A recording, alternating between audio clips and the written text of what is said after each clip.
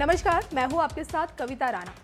पूरी दुनिया में कोरोना से हाहाकार मचा है। हर तरफ चीख पुकार मची हुई है और इसी बीच पूरी दुनिया कुछ रियायतों के साथ खुलने लगी थी और लग रहा था कि अब सब कुछ जल्दी सामान्य होने वाला है। इस बीच कोरोना की दूसरी मार पड़ने लगी है और कई देशों में कोरोना के मरीजों की संख्या में इजाफा होने लगा है।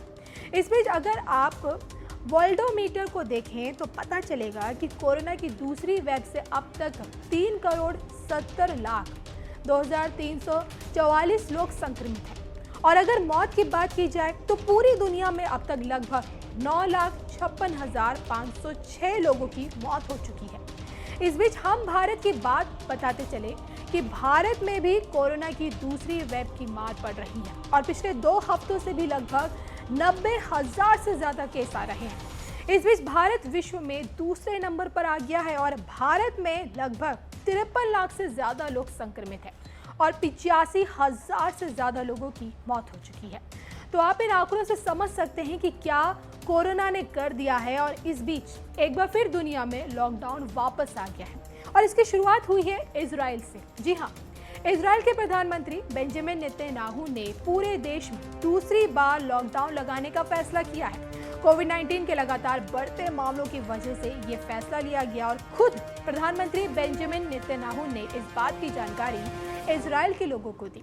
इजराइल में ये लॉकडाउन 3 हफ्ते के लिए लगा रहेगा। वहीं सरकार ने इजरायली जनता को चेतावनी भी दी है कि अगर हालात काबू में नहीं हुए तो इसे आगे भी बढ़ाया जा सकता है। यहाँ पर एक जानकारी आपको ये देते चले कि इजराइल दुनिया का पहला ऐसा देश बन गया है जिसने दूसरी बार देशव्यापी लॉकडाउन लगाया है। इजराइल के प्रधानमंत्री बेंजामिन नेतन्याहू ने कहा कि मुझे भारी मन से लॉकडाउन लगाने का फैसला लेना पड़ा। ये वो छुट्टियां नहीं है जिसमें लोग अपनी मर्जी से मस्ती कर सकें।